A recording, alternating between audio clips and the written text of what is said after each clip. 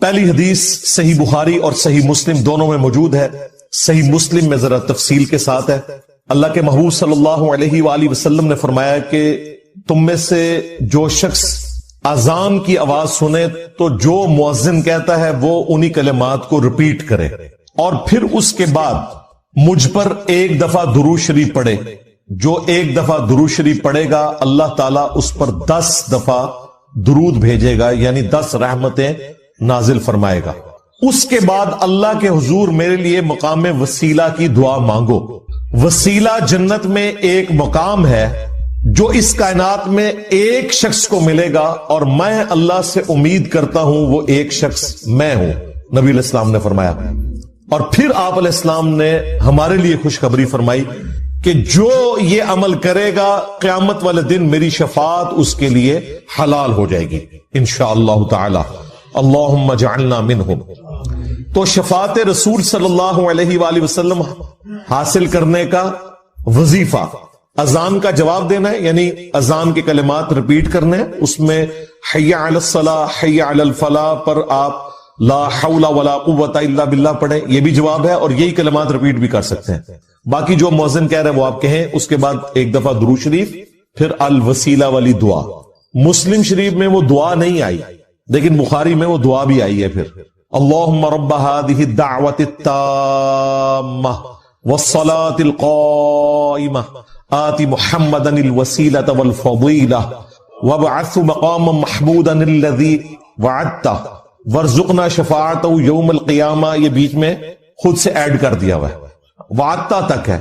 اس کے بعد انک لا تخلف المیعاد، یہ بخاری میں موجود نہیں لیکن سنن کبری البیہقی میں صحیح سند کے ساتھ موجود ہے. انک لا تخلف المیعاد وہ پڑھ لیں بہتر ہے. وعدتا تک پڑھ لیں تب بھی دعا مکمل ہے. باقی جو خود سے لوگوں نے بیچ میں ایڈ کیے ہیں الفاظ وہ احادیث میں موجود نہیں ہے. ہم ایک ایک حدیث ڈسپلے کروا دیں گے تاکہ اگر کسی کو وہ دعا یاد نہیں ہے تو وہ امیج اس کا لے کر وہ دعا یاد بھی کر سکتا ہے. شفاعت رسول صلی اللہ علیہ وآلہ وسلم حاصل کرنے کا نسخہ یا وظیفہ. اب اس حدیث سے یہ بات پتہ چلی کہ اذان کے بعد درود شریف پڑھنا یہ نبی علیہ السلام نے مشروع فرمایا ہے، تعلیم فرمایا ہے. اذان کے بعد درود پڑھنا سنت ہے لیکن اذان کے ساتھ نہیں، اذان مکمل ہونے کے بعد. اذان سے پہلے درود پڑھنا اور اسے بالکل جوڑ دینا، اور وہ بھی صرف اس وقت پڑھنا جب سپیکر آن ہو، سپیکر آف ہو، بجلی گئی ہوئی ہو. تو چونکہ کوئی سننے والا نہیں ہے اس لیے صرف اذان کہنا اور درود شریف چھوڑ دینا، اس کا مطلب یہ ہے کہ ایک فرقہ واریت کی نظر ہے چیز. صحیح مسلم کی شرح لکھی ہمارے استاد غلام سعود سعیدی صاحب نے رحمہ اللہ تعالی. بریلوی عالم تھے، انہوں نے ڈھکے چھپے الفاظ میں بریلویوں کی خود مذمت کر دی. اس حوالے سے انہوں نے کہا کہ حضرت بلال حبشی رضی اللہ تعالیٰ عنہ ہم سے بڑے عاشق رسول تھے، صحابہ تابعین ہم سے بڑے عاشق رسول تھے. وہ جب اذان دیتے تھے تو اذان سے پہلے درود و سلام نہیں پڑھا کرتے تھے، لہٰذا بہتر یہی ہے کہ اسی طریقے سے اذان دی جائے. یہ مفتی منیب الرحمان جو مفتی اعظم ہیں بریلویوں کے، ان کے مدرسے میں شیخ الحدیث تھے. میری ان سے تفصیلی ملاقات بھی ہوئی ہے 22 مارچ 2007 کو، بلکہ فجر کے فوراً بعد میری فلائٹ تھی تو میں رات کو پھر اسی مدرسے میں رکا تھا، آفس کے کام کے سلسلے میں گیا ہوا تھا.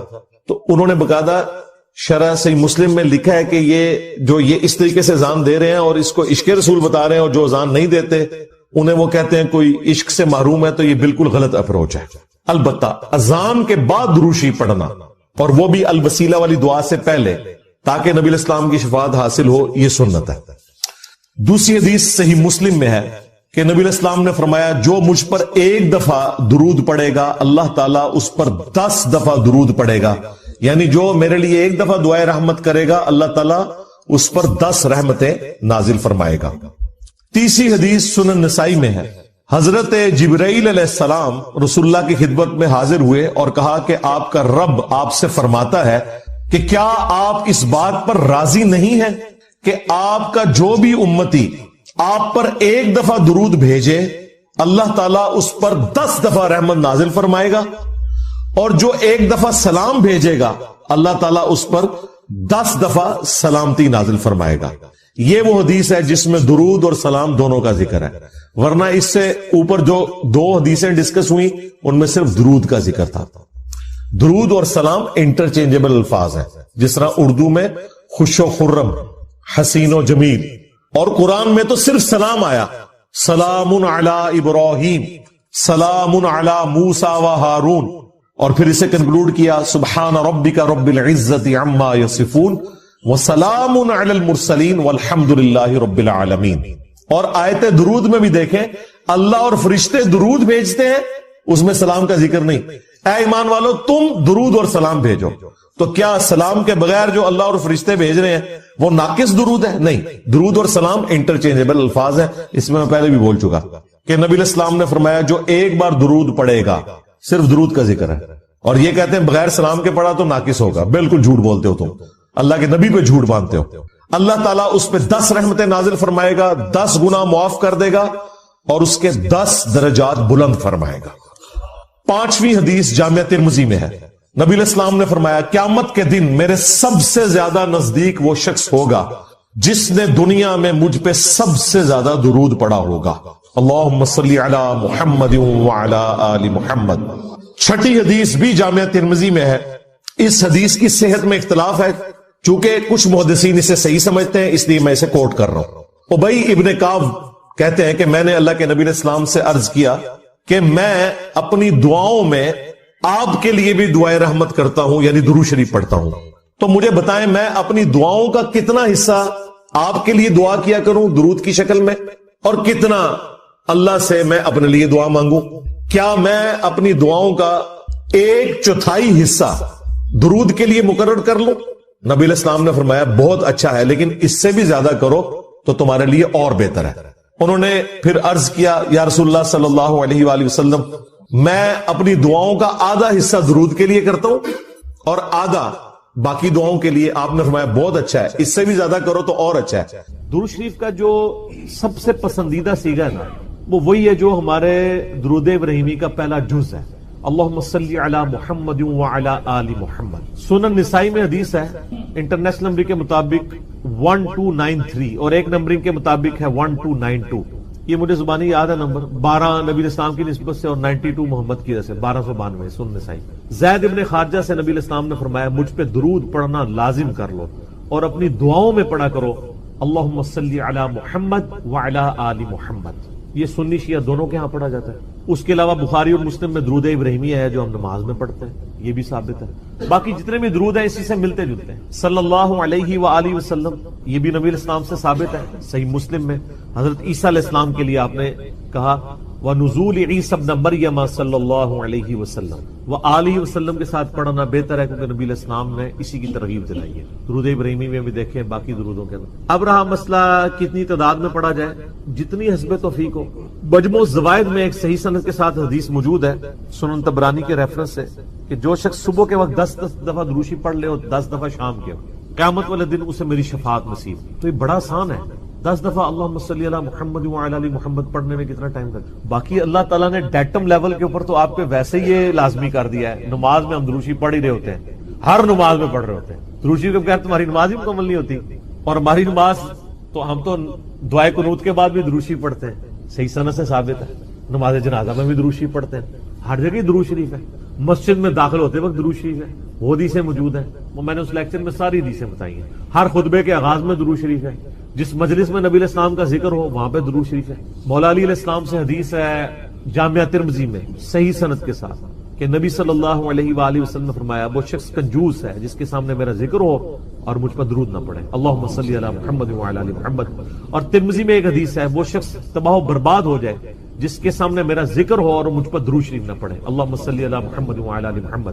اور اس کے علاوہ سنن طبرانی میں بھی ایک روایت ہے، اس روایت کی صحت پہ اختلاف ہے لیکن چونکہ کچھ محدثین اسے صحیح سمجھتے ہیں اس لیے میں ضرور بیان کرتا ہوں کہ جو شخص روزانہ 100 دفعہ درود شریف پڑھ لے تو قیامت والے دن اللہ تعالیٰ اسے شہیدوں کے ساتھ اٹھائے گا اور اس کی دونوں آنکھوں کے درمیان لکھا ہوگا کہ یہ شخص منافقت اور دوزخ کی آگ سے بری ہے. 100 دفعہ درود شریف، میری تو کوشش ہوتی ہے کہ 100 دفعہ درود شریف روزانہ کم از کم ضرور پڑھا جائے.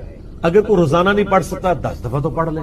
اور نبی علیہ السلام کے آپ اکثر وظائف دیکھیں گے وہ 100 دفعہ ہی ہیں. اکثر وظائف جو زیادہ تعلیم کیے گئے، جیسے بخاری مسلم میں حدیث ہے کہ جو شخص 100 دفعہ پڑھ لے سبحان اللہ و بحمدہ تو اس کے سارے گناہ معاف کر دیے جائیں گے، چاہے سمندر کی جھاگ کے برابر ہو.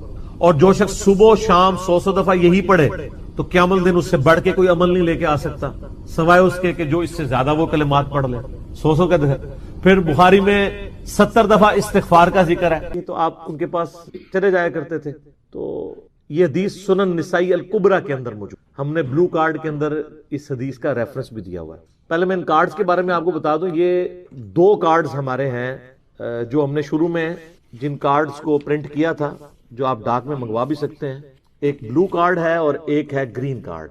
بلو کارڈ جو ہے وہ پیچھے سے مجھے دیں، یہاں تو نہیں رکھے ہوئے. 2 کارڈ دے دیں. بلو کارڈ جو ہے وہ صبح و شام کے اذکار ہیں اور گرین کارڈ جو ہے وہ فرض نماز کے بعد کے اذکار ہیں. ان کے میں نے بڑی حکمت کے ساتھ کلر کوڈنگ کی ہوئی ہے. یہ بلو کارڈ ہے. یہ آپ کو PDF اس کا ahlsunnatpak.com سے آپ ڈاؤن لوڈ کر سکتے ہیں. ایپ بھی بنی ہوئی ہے. ہارڈ کاپی بھی ہماری اکیڈمی سے آپ منگوا سکتے ہیں. فون صبح 9 سے لے کے 5 بجے تک آن ہوتا ہے. +92 کے کوڈ کے ساتھ 32159000162 032159000162. بلو کارڈ میں حکمت ہے. آپ بتا بلو کارڈ دنیا کا ایک بلو کارڈ ہے، وہ ہے UK میں ورک پرمٹ کوئی بلو کارڈ کہتے ہیں. یہ آخرت کا بلو کارڈ، صبح شام کے سنت اذکار اکثر بخاری مسلم. دوسرا کارڈ ہے یہ گرین کارڈ آخرت کا. دنیا کا بھی گرین کارڈ ہوتا ہے، وہ تو سب کو ہی پتا ہے، امریکن نیشنلٹی. یہ آخرت کا گرین کارڈ فرض نماز کے بعد سنت. پھر میں نے ایک مختصر کارڈ بھی بلو کارڈ میں سے نکالا، یہ اورنج کارڈ. جادو ٹونا، وبائی امراض، قدرتی حادثات سے بچنے کے سنت وظائف. یہ سب آپ کو PDF فارم میں اویلیبل ہیں، فریلی آپ ڈاؤن لوڈ کر کے. اس میں صرف 5 اذکار ڈالے تھے. جو بلو کارڈ پورا نہیں پڑھ سکتا کم از کم یہ پڑھ لیں تو اس کے لیے اس معاملے میں انشاءاللہ تعالی آسانی ہوتی. تو یہ تینوں کارڈ جو ہے نا جی، کوشش تو کریں کہ یہ کارڈ روزانہ آپ لوگ پڑھیں، آپ کے لیے بینیفیشری ہوں گے انشاءاللہ تعالی. بل سنن نسائی الکبریٰ کی طرف آئیں. وہ جو حدیث میں بیان کر رہا ہوں، ترمذی میں بھی روایت موجود ہے لیکن ترمذی والی روایت جو ہے نا کمزور ہے. صحیح سند اس کی سنن نسائی الکبریٰ کے اندر ہے. ہمارے بلو کارڈ میں 19 نمبر کے اوپر یہ وظیفہ ہے. انٹرنیشنل نمبر کے مطابق 10680 10680 نمبر حدیث ہے. سیدہ ام ہانی کہتی ہیں یا رسول اللہ میں بوڑھی ہو گئی ہوں، لمبے وظیفے مجھ سے کوئی نہیں ہوتے، مجھے کوئی ایک وظیفہ ایسا بتا دیں جو میں کر لوں میرے لیے کفایت کرے. سر جو وظیفہ پھر لیا ہے نا مولا علی کی بہن نے، وہ ایسا وظیفہ ہے کہ مجھے ابھی تک اتنا تگڑا اور کوئی وظیفہ نہیں احادیث میں نظر آیا جس کی اتنی فضیلت ہو. آپ علیہ السلام نے فرمایا 100 دفعہ روزانہ سبحان اللہ پڑھ لیا کرو، تمہیں 100 غلام آزاد کرنے کا ثواب ملے. سر روزہ اگر آپ توڑ بیٹھیں تو ایک غلام آزاد کرنا پڑتا ہے، تو 100 روزوں سے بھی کے برابر یہ آپ سمجھ لیں. 100 دفعہ الحمدللہ پڑھ لیا کرو، تمہیں 100 گھوڑے اللہ کی راہ میں جہاد کے لیے بھیجنے کا ثواب ملے. 100 دفعہ اللہ اکبر پڑھ لیا کرو، تمہیں 100 اونٹ اللہ کی راہ میں بھیجنے کا، قربان کرنے کا، نہر کرنے کا ثواب ملے گا. 100 اونٹ. سر ایک اونٹ کی قیمت آلموسٹ 2-2.5 لاکھ کروڑوں روپے کا وظیفہ ہے جی. ملینز آف ڈالرز کا یہ وظیفہ ہے فری میں. اور 100 دفعہ لا الہ الا اللہ پڑھ لیا کرو، یہ زمین و آسمان کے درمیان جتنا فاصلہ ہے اس کو ثواب سے بھر دے. سر لا الہ الا اللہ کے پھر برابری کون کر سکتا؟ وہ حدیث بطاقہ ہے نا، کاغذ کے پرزے والی حدیث جامع ترمذی میں، کہ ایک شخص کے 99 دفاتر گناہوں کے کھولے جائیں گے اور نامہ مال تل رہا ہوگا تو اللہ تعالیٰ فرمائے گا میں کسی کے ساتھ ناانصافی نہیں کرتا.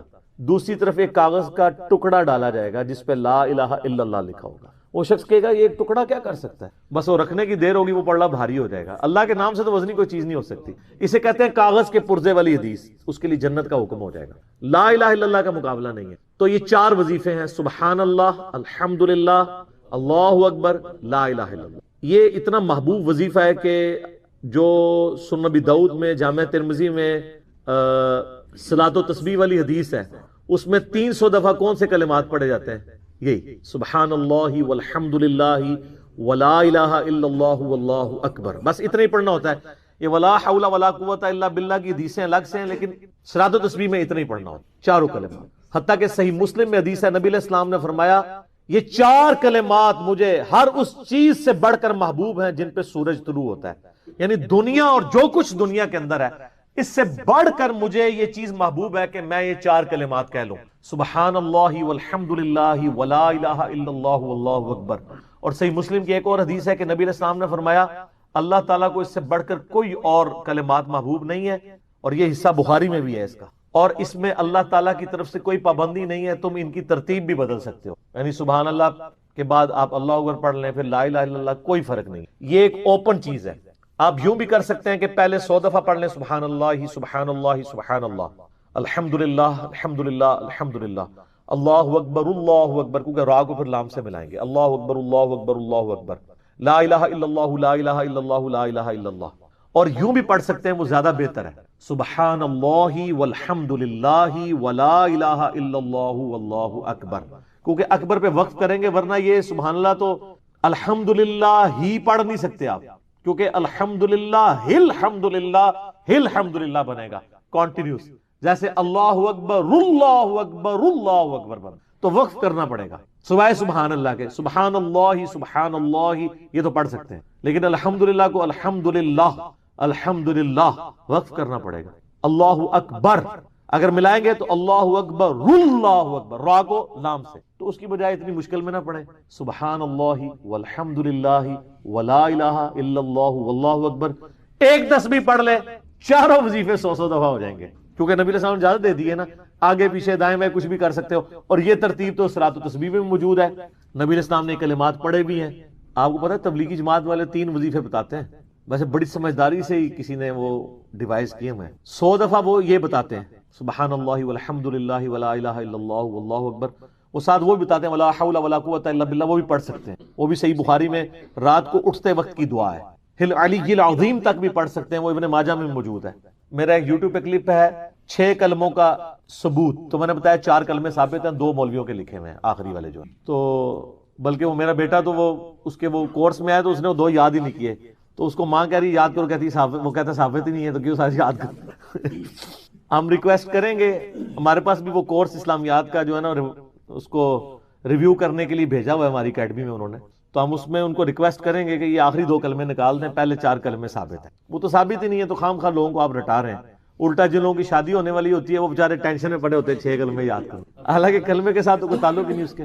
تو یہ جو صلاۃ و تسبیح کے اندر بھی پڑھا جاتا ہے، لیکن اس میں لا حول ولا قوت الا باللہ نہیں، وہ تو لادہ سے بخاری مسلم میں حدیث ہے کہ جنت کے خزانوں میں سے ایک خزانہ ہے لا حول ولا قوت الا باللہ، تو آپ پڑھنا چاہتے ہیں ضرور پڑھیں، اس میں وظیفے کے طور پہ آپ پوری تسبیح اس کی پڑھ لیں بے شک۔ تو تبلیغ جماعت والے یہ بتاتے ہیں 100 دفعہ درود شریف بتاتے ہیں،